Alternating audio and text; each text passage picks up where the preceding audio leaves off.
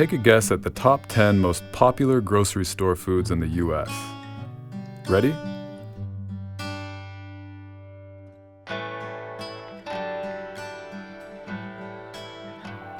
Don't worry, no one's claiming Oreo cookies are the cause of mental or emotional distress. Nutrition is only one of many factors that may contribute to a complex picture of influence. A panoramic picture that we rarely spend serious time looking at. In my depression classes, most people are not aware of the full range of contributors. That alone is an optimistic and hopeful message for individuals and families facing these problems. It's exciting.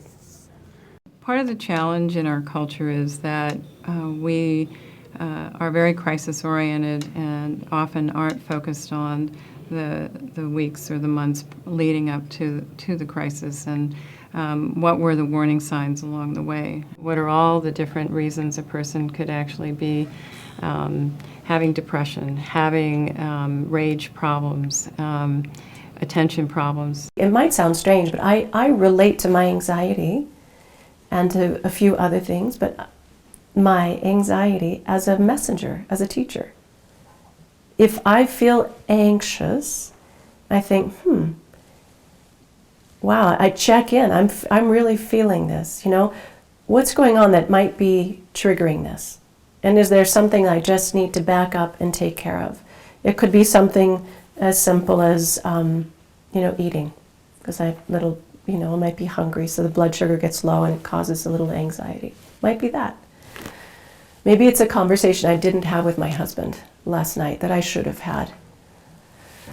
That feels right. Well, maybe I'll go back and sit down and have a chat with him and see if I can resolve some of that. So I know that it's always coming around. It's always here. What's different is how I react to it. And I know that this has been a path for me of learning. The approach that I take when I evaluate kids is what I call an ecological approach. I'm really looking very broadly at a perspective in their lives that looks at all the different ecosystems in the child's life. So that will include nutrition, family life, their education, their social life, their exercise, their sleep, their spirituality, their internal belief systems. All of these have a significant impact on the children and their mental health. Things like media that we don't think about always, the amount of screen time they have, the amount of aggression and violence in their lives.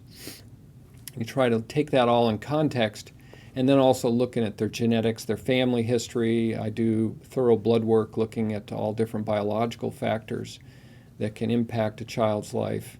I try to always assess what's going on in the school just because that's such a large piece of a child's life. Then I step back, try to put this all together in a comprehensive picture, and come back to them and talk about which areas in that ecosystem are most out of balance.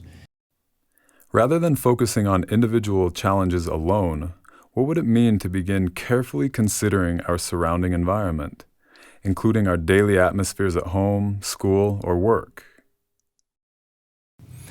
There's always a reason why a child is suffering or acting out.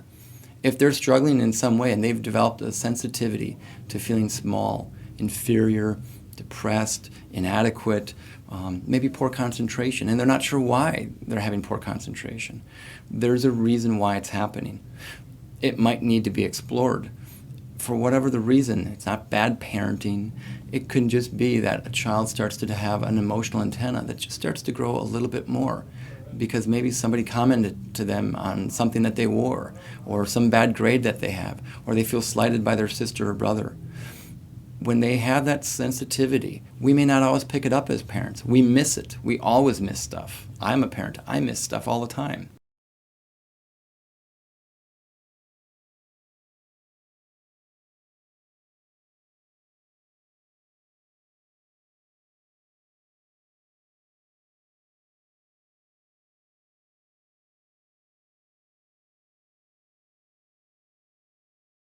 I'm urging every civilian to listen to a veteran's story, and I tell them, don't say a word once the session starts. Just listen, except for one thing. The one thing I want you to say is, if I had been through what you've been through, I would be feeling the way you are. Of course, you don't need to have fought in a war or have suffered severe abuse to hurt emotionally.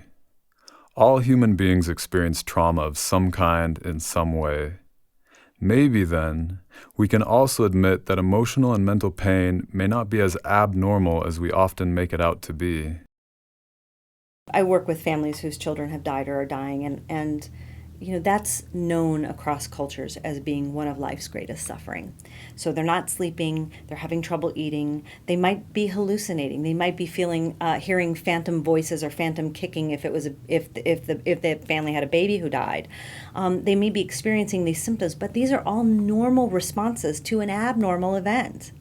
So their emotional reactions, their biological and behavioral and social reactions are actually congruent with the unnaturalness of the circumstance.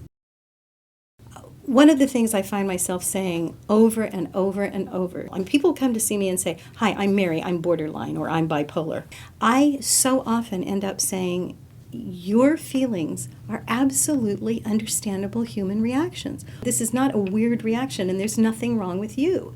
And that is the thing that people have told me over and over is the most helpful to them. So there you have it. The world around us seems to be playing a role in what we're feeling and thinking. Not too surprising, right?